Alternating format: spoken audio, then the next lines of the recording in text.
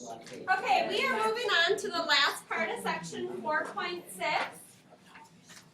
4.6, we've been talking about functions and identifying if a relation is a function. We've used mapping diagrams. That means that we identify the domain, which is the x, identify the range, which is the y, and then connect them. We use vertical line tests to identify if a data set was a function. Now we're going to deal with the ranges, and we're going to find range given a domain. Okay, finding range given domain. Remember, range is the y. So write that down. Range is the y. So if I'm given the x, I want to find the y.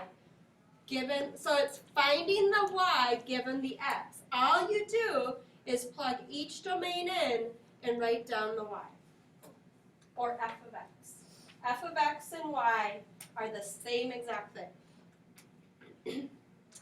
So for example, I have this function. It says my function of x is equal to 2x plus 3.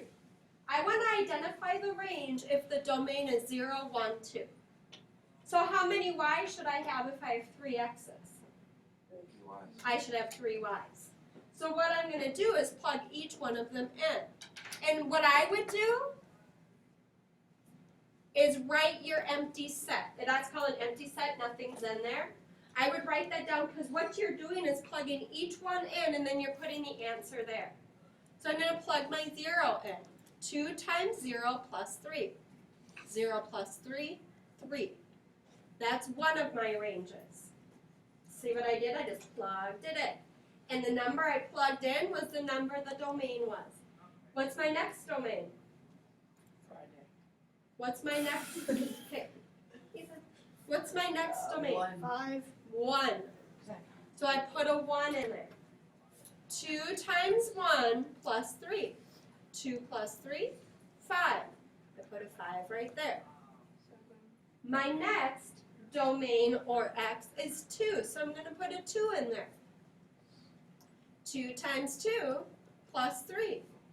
4 plus 3, 7. That is my range, and that's your learning target for today. I give you a domain set, meaning this is a domain set, and then you tell me the range set. The range set is what you figure out, because you plug in each x, and it gives you a range value. Here, the next function, the function is equal to negative 2 times x plus 1.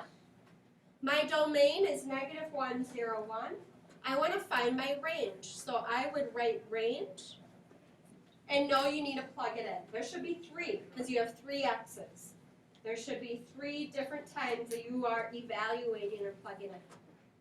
So I put a negative 1 in. Negative 2 times negative 1 plus 1, 2 plus 1, 3. I have a range value of 3. Now I plug a 0 in. I love 0 because 0 is easiest. Negative 2 times 0 plus 1. 0 plus 1, 1. And then I plug my last domain in, and my last domain is the 1, so I put a 1 where the x is. Negative 2 times 1 plus 1. Negative 2 plus 1, negative 1. So my range is 3, 1, negative 1. So I was given my domain, I identified the range given it. That is the last learning target for 4.6 with functions. All you do is just plug in each domain value and it gives you a range.